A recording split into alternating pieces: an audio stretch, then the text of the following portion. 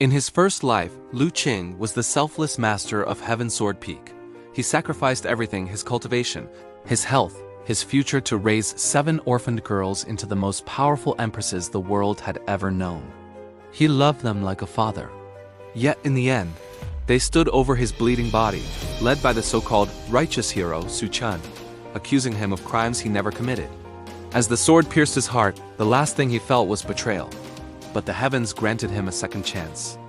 Lu Qing opened his eyes to the cold morning mist of the great selection ceremony, his body young and whole again. He was back. But as he scanned the crowd of young disciples, a chilling realization set in. He was not the only one. His former disciples, the Faina, Xiaoming, the Lingyu, they were all there. Young, fragile, but their eyes held the weight of centuries. They were reincarnated great emperors. They remembered everything.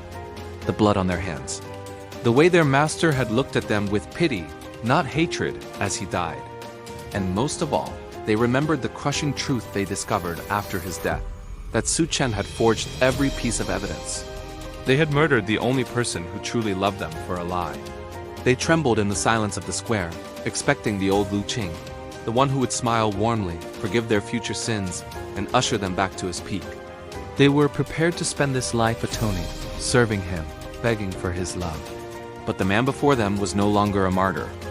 "I choose the Lianer," Lu Qing's voice rang out, cold and final. The air seemed to shatter. The Fayan took a step forward, her face pale. This wasn't right. In their memories, he had fought for them, begged the sect to let him take them all. Now he didn't even look at them. When an arrogant peak master named the Qing tried to intervene, claiming the Lianer for his own peak, Lu Qing didn't waste time with words. He raised a hand, and the spiritual pressure of a middle-stage venerable, a level he shouldn't have reached for decades, crushed the entire square.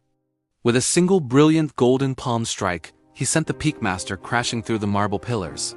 From this day forward, Lu Qing announced to the silent, terrified crowd, Heaven Sword Peak walks its own path. Those who are not mine are nothing to me. He led the bewildered Lianer and a simple, honest boy named Jiang Shi back to his mountain, leaving his former disciples standing in the dust, distributed to other peaks like common students. They had hoped for a chance at redemption, but they quickly realized the horrifying truth. Lu Qing didn't just hate them, he had deleted them from his heart. On Heaven Sword Peak, everything was different. In his past life, Lu Qing had been cautious, fearing that giving his disciples too much power would corrupt them. Now, armed with knowledge of the future and a mysterious return system, he held nothing back.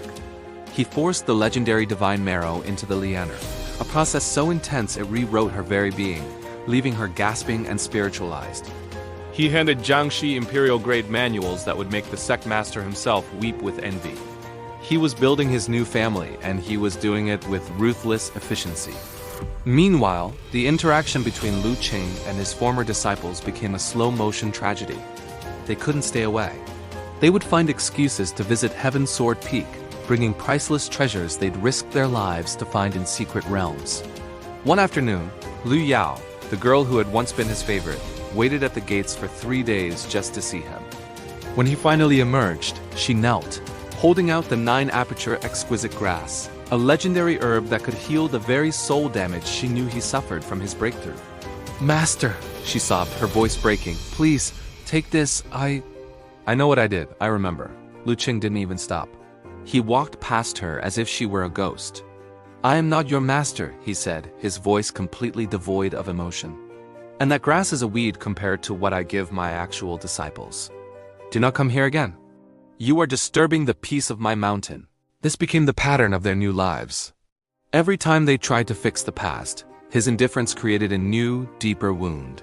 They watched from afar as he doted on the Lianer, teaching her the very same sword dances he had once taught them, but this time with a genuine peace he had never possessed before. They were forced to understand that by betraying him in the future, they had forfeited the right to his present. Then came Su Chen. The protagonist of the era arrived at the sect, his smile bright and his heart full of venom. He began planting the same Tao heart seed spirits he had used before, subtle whispers meant to turn students against their masters. He approached the former disciples, thinking they would be his easiest tools. But this time his lies fell on deaf ears. He tried to tell the Fayan that Lu Qing was secretly refining human souls. In the past, she had believed him. This time she looked at him with the eyes of a woman who had seen the end of the world. Before Su Chen could even finish his lie, she unleashed a surge of emperor-level killing intent that nearly stopped his heart. "If you speak his name again," she whispered, her voice trembling with rage and regret, "I will burn this entire province just to find a way to kill you." Su Chen was baffled. The script was broken, so he turned his attention to Lu Qing directly, attempting to frame him during the Black Swamp Secret Realm expedition. He staged a scene to make it look like Lu Qing had murdered disciples for a spirit root. In the past life, Lu Qing would have tried to explain, to plead his innocence. Not this time. Lu Qing found Su Chen in the heart of the swamp, surrounded by the paid witnesses. He didn't speak. He simply activated the heaven-mending pill's power, his aura expanding until the sky itself turned gold. He suppressed the entire secret realm, pinning everyone, friends, foes, and monsters alike, to the mud. He walked up to Su Chen, picked him up by the throat, and looked into his terrified eyes. "You think you are playing a game of chess," Lu Qing said softly. "But I have already flipped the board. He didn't kill him. That would be too easy." Instead, he shattered Su Chen's cultivation base and left him to crawl through the muck, a broken man in a world that no longer had a role for him. Years turned into centuries. The regretful Seven eventually regained their status as great emperors, their power shaking the foundations of the mortal world. But their palaces were silent. They refused disciples. They refused to marry. They spent their days in a mountain range within sight of Heaven Sword Peak, watching the lights of Lu Qing's feasts, hearing the laughter of his new family. They were the most powerful women in the world, and they were the most miserable. Lu Qing's ascension was a spectacle the world would never forget. He didn't just reach the spirit realm. He shattered the boundaries of the nine heavens, becoming the origin Tao ancestor, the very source from which all cultivation flows. His immortal palace sat above the clouds, a place of eternal spring. He sat on his throne, no longer a weary teacher but a god of absolute peace. His sister and steadfast ally, the Yuran, sat beside him. His children, born of his new life, chased each other through the halls, their laughter echoing like bells. The Lianer, now a supreme goddess, and his wife, approached with a smile. "Husband, the darkness is stirring again in the far reaches of the void. Su Chen's remnant soul has found a way to manifest after millions of years." Lu Qing didn't even reach for his sword. He glanced at one of his young sons trying to catch a butterfly made of pure starlight. "Let him come," Lu Qing said, his voice resonating through the fabric of reality.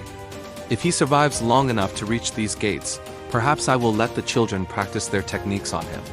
Or perhaps I will simply blink and erase the memory of him from existence." He looked down at the mortal world one last time. He saw the seven empresses, still standing at the foot of his old mountain, ancient and undying, forever waiting for a master who would never call them home. He felt no pity, no malice, and no joy.